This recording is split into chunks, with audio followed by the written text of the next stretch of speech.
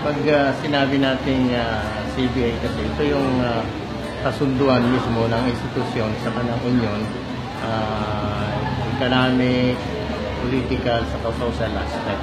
Mula noong 1996 na na-register namin yung union, obligasyon kasi yan ayon sa batas na once na na-register na ang union, kailangan mo nang makipag-negotiate.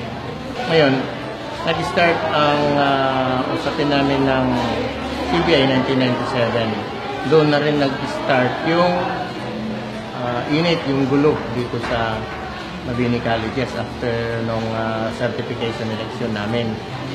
Kaya nung magkaroon kami ng negotiation sa Naga, naghanap ako ng pwedeng makatulong sa amin na mga attorney at na puntahan ko ngayong saligan. Mula noon ay tuloy-tuloy na ang mga kaso, maraming illegal dismissal, may mga criminal cases, lahat na ang humawak ay saligan. Tapos yung negotiation nga namin sa CBA, si Attorney Lenny Robredo ang may hawak nun. At inabot kami yan ng 6 years sa negotiation na yan. Dumaan yan sa 4 na National Conciliation Mediation Board Director. Nakakatuwa nga nung panahon na yung mga laging ang may deadlock, panay ang hearing dito ng Conciliation Mediation, sa Attorney Lenny ang pumupunta, nakangiti ba yan pag 300 pesos lang may bigay namin sa kanya? Nakangiti ba yan? Tuwan-tuwa. Basta importante nga yan dito kung magiging matatag kayo at nang may tuloy natin itong pinaglalaban natin karapatan. Kaya napakaganda dahil si Attorney Lenny masyadong approachable, accommodating at palangiti.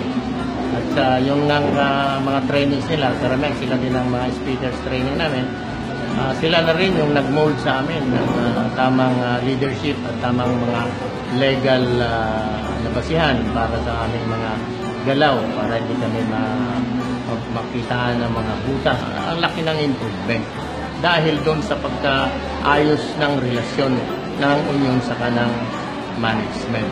At yan ay utang namin sa saligan at siyempre kay Ma'am Lenny dahil siya ang humawak ng aming usapin sa collective bargaining agreement negotiation.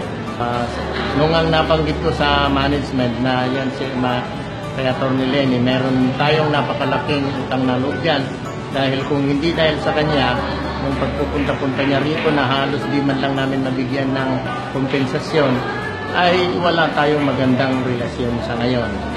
Kaya sila din kumbinsido na si Attorney Lenny ay isa sa napakalaking salik o factor ng naging kagandahan ng Mabini Colleges. Dahil sa napakagandang dedikasyon ni Attorney Lenny Robredo sa kanyang mga trabaho, ang laban namin ay laban din ni Vice Presidente Lenny Robredo.